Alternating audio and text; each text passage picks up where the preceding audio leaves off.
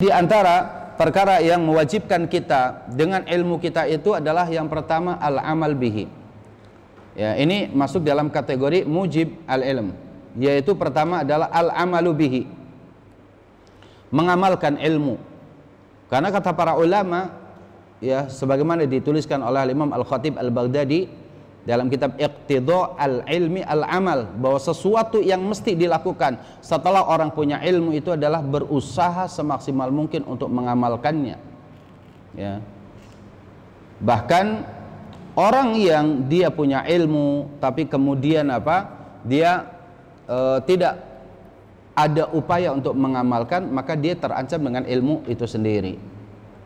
Ya, itu poin masalah mujibul amal yang pertama. Yang kedua adalah nasrul ilmi wa huwa zakatuh. Yang kedua itu adalah nasrul ilmi, yaitu menyebarkan ilmu, dan menyebarkan ilmu itu bagian daripada zakatul ilm. Ya, zakat ilmu kita, menyebarkannya, mendakwahkannya kepada manusia, dan ini adalah akan membawa kebahagiaan bagi kita. Ya, akan membawa kebahagiaan bagi kita. Maka yang pertama membuat kita bahagia itu adalah bukan harta. Tidak ada cerita di atas muka bumi ini orang bahagia itu dengan hartanya, itu nggak ada. Hatta orang itu antum misalkan salah satu contoh ya, orang kafir, Allah berikan kepadanya harta berlimpah. Ya, Microsoft itu uangnya banyak. Ya, itu uangnya itu bisa, kalau dulu orang nyebut 7 turunan nggak habis, mungkin Microsoft itu dia bisa sampai 10 sampai 15 sampai 20 kali keturunannya itu nggak bakalan habis dengan uang yang setiap hari dia terima tuh dari program-program dia, dari produk-produknya dia. Ya. Tapi apa yang dilakukan oleh seorang Microsoft ini justru terus semakin dia haus kepada harta.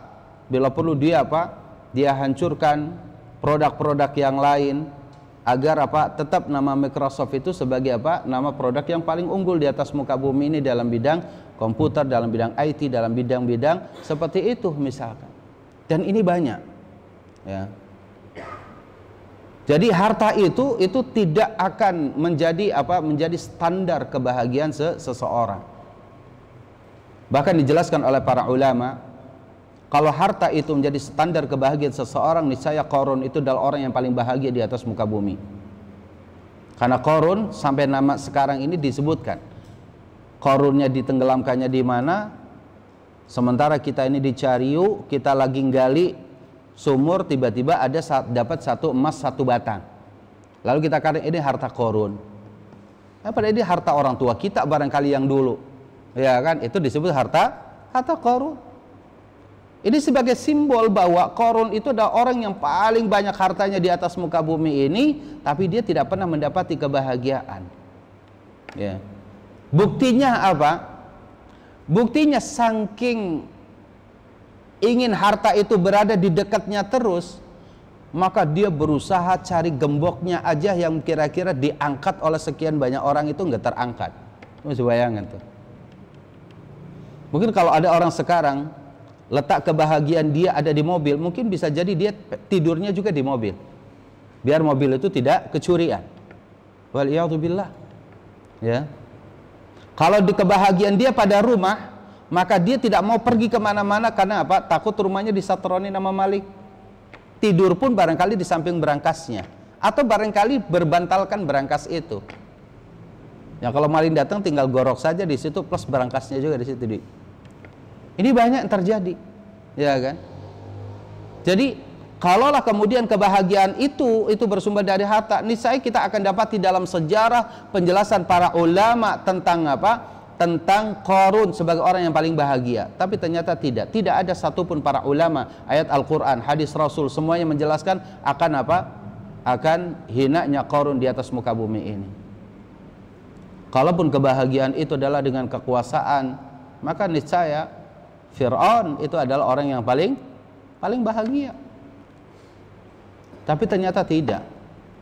Ternyata tidak itu. Tapi lihatlah para ulama. Al-Imam Ibnu Qayyim Al-Jauziyah menuliskan kitab Miftah dari Sa'adah, kunci ya negeri kebahagiaan, Miftah dari Sa'adah.